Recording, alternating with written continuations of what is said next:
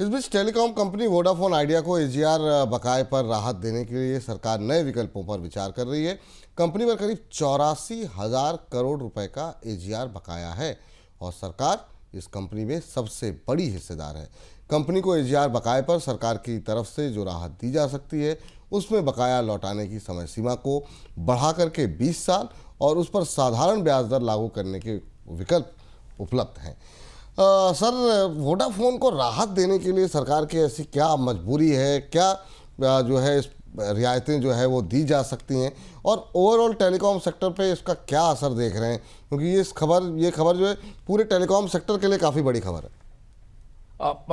बड़ी खबर भी है और दूसरा ये कि एक असमंजस बता रही है सरकार का। अगर आप वोडाफोन आइडिया की को सहायता देने या उस पर लाइसेंस फीस के भुगतान को टालने या माफ करने की बात देखें तो सरकार के इतने चेहरे इसमें निकलकर सामने आ चुके हैं पिछले 5-6 महीनों में कि आपके लिए भरोसा करना मुश्किल है कि दरअसल सरकार वोडाफोन आइडिया को बेल आउट करना चाहती है या नहीं। अदालत ने जब कहा तो अदालत में सरकार ने मना कर दिया कि बेल आउट नहीं करेगी। मंत्रियों के बयान अलग अलग हैं जिनका कहना है कि वोडाफोन आइडिया को अब सरकार अपनी हिस्सेदारी दे ही चुकी है, एक हिस्सा लाइसेंस फीस का हिस्सेदारी में बदला जा चुका है और कोई मदद नहीं दी जाएगी।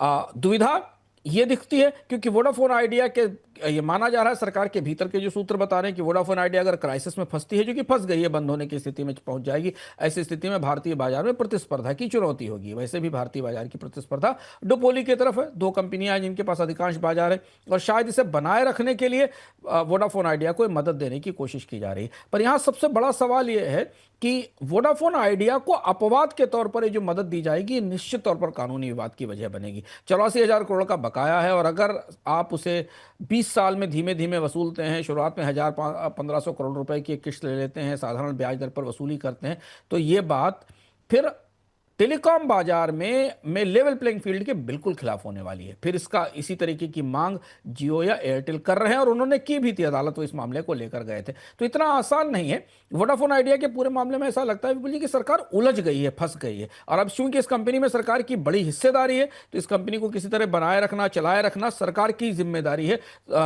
एक तरह से हो गई है। अगर ये कंपनी डूबती है, बंद होती है तो सरकार को और ज्यादा नुकसान होगा और इसलिए ये हर महीने में एक बार सरकार का नजरिया वोडाफोन आइडिया को लेकर बदलता है और इसका असर हम शेयर बाजार पर देख भी रहे हैं। बिल्कुल, आज शेयर बाजार में काफ़ी ज़्यादा हलचल देखने को मिली। इसको स्टॉक्स में काफ़ी अच्छा मोमेंटम भी बनता हुआ दिखाई दिया वोडाफोन के। सर, भविष्य कुछ दिखाई दे रहा है आपको? कहूँगी इसको लेकर के रिटेलर्स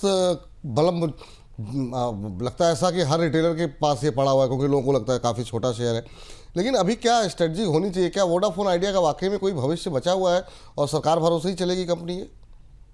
देखिए, ये खबर सूत्रों के हवाले से आई। सरकार ने अधिकृत तौर पर भी कुछ नहीं ऐसा कहा कि उसको मदद देने वाली है। अगर सरकार का अधिकृत स्टैंड है तो अदालत में जो कहा गया तो उस हिसाब से, लेकिन हाँ, ये संकेत है कि सरकार कहीं ना कहीं वोडाफोन आइडिया को बचाने की, उसे बनाए रखने की कोशिश किसी न किसी माध्यम से जरूर कर सकती है। जो बात मैंने शुरुआत में कही कि अगर 2 कंपनियों का बाजार हो जाएगा तो नैतिक रूप से कंपटीशन के कानूनों की व्यवस्था के तहत भी सरकार के लिए इसे बनाए रखना जरूरी है। पर यह मदद कितनी आसान होगी, कितनी निरापद होगी वोडाफोन के लिए, और क्या इस पर कानूनी सवाल नहीं उठेंगे, ये सब चीजें बेहद अनिश्चितता की स्थिति में। तो इसलिए वोडाफोन का बाजार में बड़े निवेशक हैं, निवेशकों की तादाद काफी बड़ी है, लेकिन स्टॉक बहुत वॉलेटाइल रहेगा आने वाले समय में, क्योंकि कंपनी आर्थिक रूप से तो बुरी तरह ध्वस्त है। कंपनी के पास बाजार में नया निवेश करने की क्षमता नहीं है, नए ग्राहक लाने की क्षमता नहीं है। यह कंपनी केवल और केवल किसी न किसी तरह से सरकार की परोक्ष सब्सिडी, इसको हम सब्सिडी ही कहेंगे, या किसी तरीके की सहायता या मदद पर ही सस्टेन कर सकती है, सरवाइव कर सकती है। ग्रो करेगी कि नहीं करेगी ये कहना भी मुश्किल है। और आज 5% के आसपास की तेजी देखने को मिली।